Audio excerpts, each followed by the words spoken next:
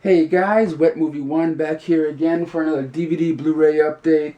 I got a stack of stuff here to show you. Let's get started. The first one up right here is from Warner Brothers, and that is the 30th anniversary edition of Blade Runner on Blu-ray. This movie, every time they put out a new edition of it, just keeps reminding me how old I am because I was born when this movie was made, right? And now it's the 30th anniversary edition. I'm like, oh no, I'm 30 years old. Oh no. Like, just like one of those constant reminders.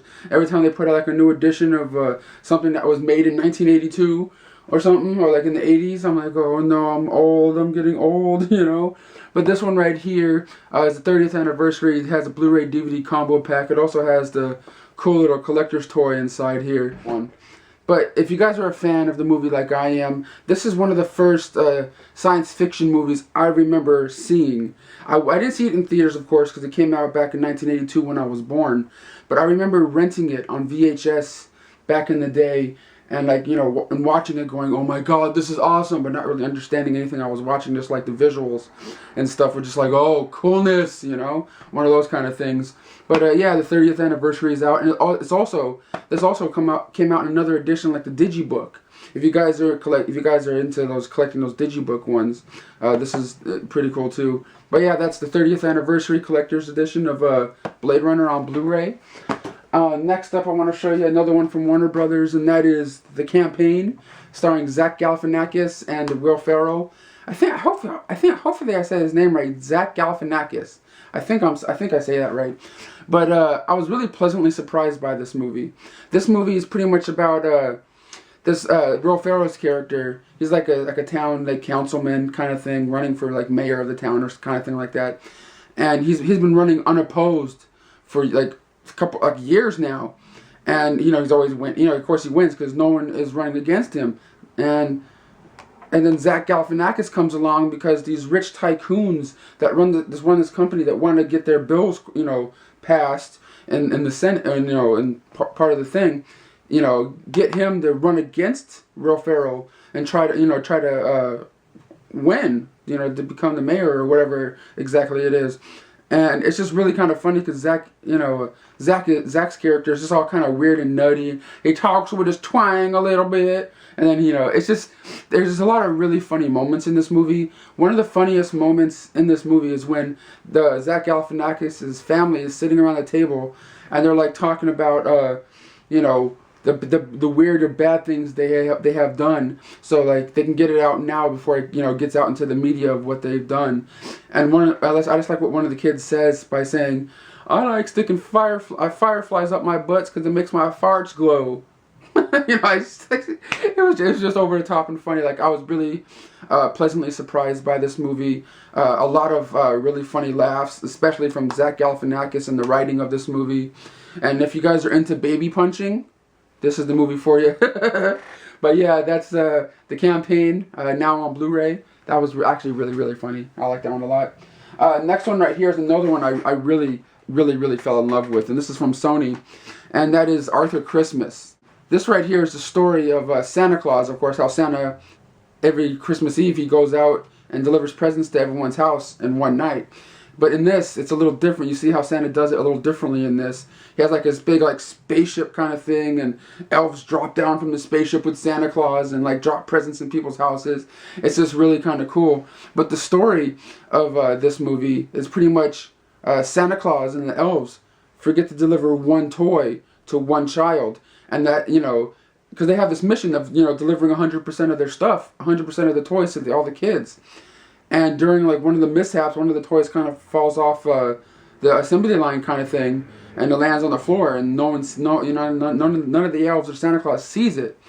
And so it's pretty much Arthur. Arthur is the son of Santa, one of the sons of Santa Claus, and he goes, oh my god, no, the kid has to have his toy. There can't be just one person without a toy, because the magic of Christmas is not, the kid's not going to believe in Santa and all this kind of stuff. And it's pretty much the mission of Arthur trying to get that present to that one little girl that really wants that bike for Christmas.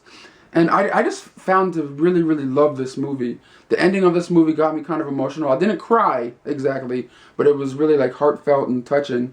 If you guys love Christmas movies, this is a really, really entertaining Santa Claus Christmas movie.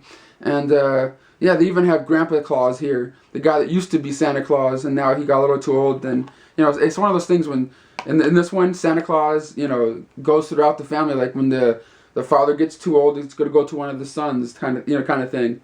I thought the whole concept of this movie was really a lot of fun. But yeah, it's Arthur Christmas on Blu-ray. Yeah, next two from Lionsgate is Madea and Witness Protection. You guys all know I like the Tyler Perry movies for the most part.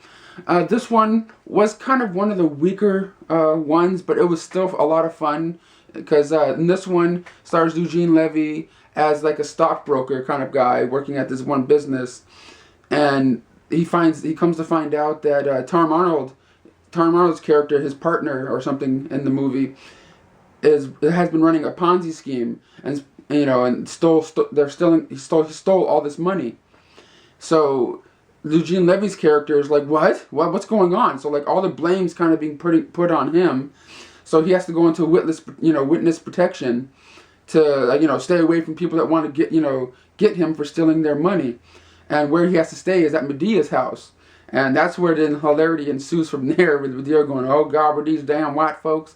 But actually Madea doesn't talk like that. Madea talks like I can't even talk like Madea. Don't. It was really kind of funny where it stars Denise Richards, Eugene Levy, Tyler Perry, and Romeo Miller, or Little Romeo, and also the guy that plays the preacher in this movie, if you've seen it, is played by John Amos, the guy I recently met at this last convention I went to in Burbank. It's kind of funny. It's not, like I said, it's not one of his best ones, but if you're into Tyler Perry movies and Madea character for that matter, it's worth checking out. And yeah. And this next one right here is Shaquille O'Neal's All-Star Comedy Jam, Orlando. This is I think I forgot what number this one is in the series, because there's been multiple ones that Shaquille O'Neal's been putting out with comedy roundups, and this one has Gary Owen as the host of the show. I think I have a stand-up special that he has by himself. It has Gary Owen, Tony Roberts, and Little Daryl, and a couple other people up in here. It's really kind of funny. If you guys are into stand-up comedy, this one was really highly enjoyable. It's about 67 minutes long, and like each comic has like 7 to 12 minutes of material they can do at one time. It's just really cool because usually in these Shaquille O'Neal comedy specials, you see like celebrities sitting in the audience, as they how when they cut to the audience laughing. This time they cut to the audience laughing, and every once in a while you see like a celebrity like 50 Cent, just different people like T.I. or something, different rappers and things. But yeah, if you guys are into stand-up comedy, this one was actually really kind of funny. Alright guys, the next one up from Sony is Rec 3 on DVD. They didn't release it on Blu-ray, so there's only a DVD one of this one. This one pretty much starts off at a wedding. This couple is getting married to each other. And it's just it starts off found footage style of people getting married and people filming a wedding, and then it goes into the reception, people dancing and having fun at the reception, and bam, infected people come in, jump into the party, and things go crazy from there. And then in the movie, during all that craziness that happens at the reception, the bride and groom get separated somehow, and then pretty much the rest of the movie is them trying to find each other, see if they're infected or not, and trying to, because they love each other, trying to find each other to get back to. That's pretty much the story of this movie. There's a lot of really cool things, like with the bride, with the chainsaw, like, getting some of the infected people. I don't know if I can say infected in this series, if it's infected or zombies, because they're kind of like the same thing, infected zombies. But I found this one to be a lot of fun. It's nowhere near as good as the other two, but it's still really, really worth watching. Like, if you can rent it or like see it on Netflix, this one I highly suggest checking out, like on that kind of way. But yeah, guys, it's a lot of fun. Like the beginning of this movie, the first 20 minutes is found footage style, and then like it takes like 20 minutes or so before you even see the title sequence. You know, where you say like Rec 3. You know what I mean? But then after the first 20 minutes, it becomes a regular movie. You know, a regular movie, and I thought that was kind of a cool thing because sometimes I get kind of sick of watching found footage movies. You know, the way the camera's kind of like sugar, sugar, sugar, sugar, sugar. You know, sometimes it's really good, sometimes it's not. But it was kind of cool how they changed it up a little bit in this one. If you guys are into the rec movies, I suggest renting this one. It was cool. Next up right here from Comedy Central is Key and Peele. This is like a variety show, kind of like the Chappelle Show in a way, where these two guys, Key and Peele, walk out on stage and kind of introduce the clips that they already shot, like, you know, little comedy bits. Like there's comedy bits in here where these guys make fun of Lil Wayne and how he's in jail and stuff. It's like, Young Money, Lil Wayne, and then like Lil Wayne drops the soap and these guys like bum rush him and stuff. There's a bunch of like really funny segments in this series. I don't want to lie, I didn't know anything really about this show until I got it on Blu-ray. I love Comedy Central stuff. I love Comedy Central stuff and stand-up comedy and comedy in general. And I found this to be really highly entertaining. If you guys get a chance to see it or Netflix it or something, I really do suggest it because it's just like the Chappelle Show. Next up right here is all these next couple up here are from A&E, and I'm just going to show them here. The first one is Storageworks Texas, Season 1. I've only seen a few episodes of this on television, and it's pretty much the same thing as Storage Wars, but just in Texas, like this Texas version of Storage Wars. It's cool. It's kind of like how Pawn Stars, there's Pawn Stars and there's Cajun Pawn Stars. It's kind of the same sort of thing. Like there's popularity of one thing, so they do another one, but a little different in different states or whatever. But yeah, if you guys like Storage Wars, check out Storageworks Texas. Season 1 is now on DVD. It's just cool. It's like these shows right here I'm showing you right now are just like, you know, I know a lot of it's kind of set up, but you know, it's just fun to watch anyway. You know, to turn off your mind and just have some fun because it's entertainment. You know, Season 1, Storageworks Texas. I also got Volume 2 of American Restoration, which is a spin-off show of Storage Wars. Not Storage Wars, what am I saying right now? Pawn Stars. Where this guy right here, Rick Dale, you know how in Pawn Stars people come in, they bring stuff in the cell, and sometimes the Pawn Stars guys need to you know, get the thing, you know, fixed up and looking nice, so they bring it over to, you know, this guy's store, and you know, he restores it to pristine condition, and he got his own spin-off show, so now he has his own show that people bring him cars and different other things for him to restore and, you know, make look pretty. And this is his show, and I thought it was really cool. I started watching it recently on television, and it's just really cool. I just like how reality shows have spin-offs of their own reality shows. You know, that kind of stuff is kind of cool. Like I said, I know they're all set up, but it's just fun entertainment, you know, for the most part. And next up right here is Shipping Wars Season 1. Oh my god, this is cool. This show is pretty much about people that bid on big things to ship across the country. Like cars, you know, like pieces of trains to like ship from like LA to Idaho kind of thing. And people bid on, I'll bid $8,000 to go, you know, I can ship that for $8,000. And someone else goes, boop, I can ship that for $600. And then, you know, then it's them trying to ship big things across the country without ruining it and having a certain amount of time to do so, or they get penalized and not get as paid as much as they would think. I found the show to be really a lot of fun. If you guys get a chance to check this one out, it's really cool. Like I said, it pretty much just follows this group of people that ship really big things across country. Sometimes they ship animals, you know, like, you know, bulls and, you know, donkeys, and not donkeys, but you know, like just different livestock across country. And sometimes they're not really prepared for what they have to do with livestock. You know what I mean? Like you have to like take them out of the trailer and let them walk around a little bit, feed them, and all this kind of stuff as they're driving across country. I can't even speak right now. But this is a lot of fun. Shipping Wars Season 1, Storage Wars Texas Season 1. and American Restoration Volume 2 are now out on DVD. They're just really fun shows for me to watch. I just love that kind of stuff. Oh yeah, this next one right here is from E1, and that is The Cottage, starring David Arquette. I'm just going to give you a quick synopsis about this movie. It's pretty much this one family is, they rent out this cottage or back house that they rent out behind their house, to make extra cash. And just one person bails out on them saying, sorry, I can't rent out the house for the summer or whatever it is because, my daughter or something or mom is sick. And so they have to try to rent it out to the next person. And the next person that comes in is David Arquette because they need the extra money for the income. And then as soon as David Arquette moves in, all this weird stuff starts happening.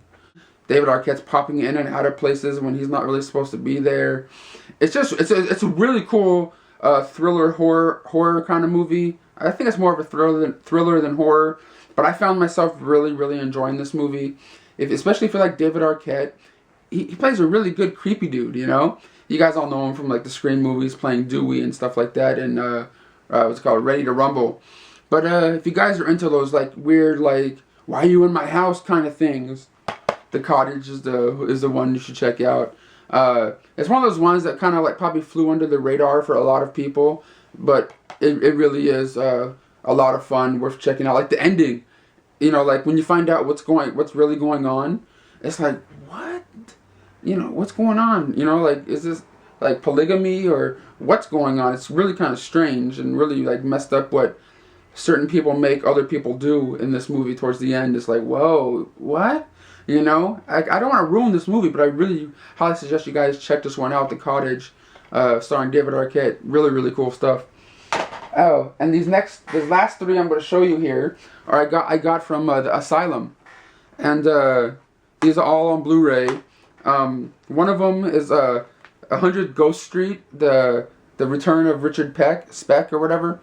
It's another haunted house kind of thing. People go into this place that's supposedly haunted, and they start filming it, and stuff starts going on, kind of like Paranormal Activity, kind of stuff, things moving, sounds happening. It's actually really kind of fun because when it comes to Asylum movies like this, and 8213 Gacy House and stuff like that, really movies that are meant to be, shot low budget and, you know what I mean? They pull it off. They can do that. I could totally see Asylum doing they already did actually, the Paranormal Entity. They sort of remade, they sort of did their knockoff version of Paranormal Activity, and it kind of worked. You know what I mean? Because it doesn't, you don't really need a lot of oomph to do movies like that. You know what I mean? Yeah, but this one right here is just, like I said, pretty much a crew of people going into a place that's, supposedly haunted, and things start happening, people start disappearing. It's actually a lot of fun if you guys get a chance to rent it. Rent at Blockbuster, Redbox, or wherever you guys go to rent movies. This one was actually a lot of fun. I suggest that one. Is it perfect? No, but is it fun? Yeah. And the next one right here is Shark Week. From Asylum, and this one I'm just gonna give you a quick story. It's kind of like Survivor meets Saw, as it says right in the back right here. Survivor meets Saw meets Jaws. It's pretty much about these was it 7 or 8 people? I think it's 7. I think 7 or 8 that they wake up at this one place and they're tied up and everything. And this one rich guy's like, "You have to do this. Go find this key," and this key's on a baby shark. You know what I mean? They all get pushed into this pool, and there's all these little baby sharks everywhere, biting them on their legs, biting them on their necks, and just biting them. And they have to find the one baby shark that has the key to unlock the thing to get to the next stage of this thing. And then as it goes on, people die off, right? And each thing's like a task, kind of like a Saw movie. You know what I mean? They have to go through each trap to try to get out of things. And but each trap in this thing involves a different shark, a bigger and badder shark kind of thing. Yep, you gotta get the key. You gotta get this to get out of this trap. But it seems like every time they get, these guys come across another trap or task, one of them dies off. It seems like, and it was fun. it was a fun one, Shark Week. So yes, it's 7 days, 7 sharks, 1 survivor is the tagline for this one. It's cool if you guys are into like shark movies. And this next one right here is Two-Headed Shark Attack, starring what's called Carmen Electra, Brooke Hogan, and Charlie O'Connell.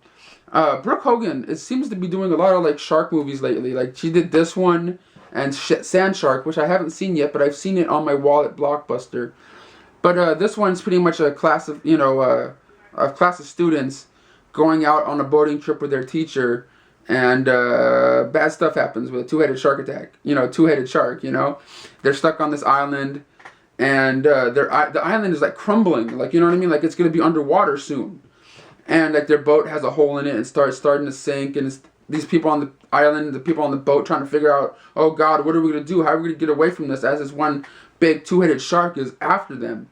Some of the effects in in these ones right here are kind of like, but all in all, it's cheesy, it's fun. That's how it's supposed to be. But yeah, if you guys are into like cheesy shark movies, these are the ones I would suggest checking out or renting. Highly renting if you guys are into that kind of stuff. But Brooke Hogan, she's all right. She can work on her acting a little bit, but it's still a lot of fun. Like how they have like two-headed shark and it's just like rah, rah, rah. And of course they have the gratuitous nudity in these things because you have to have the boobage. You have to have the boobage. But yeah, guys, that's my DVD Blu-ray update for today. I didn't really talk that in depth about everything today because I have to go to work in a little bit, and this video does not need to be 45 minutes or 35 minutes like the last one. But who knows how long this is anyway. And I'll see you guys all later. Bye-bye.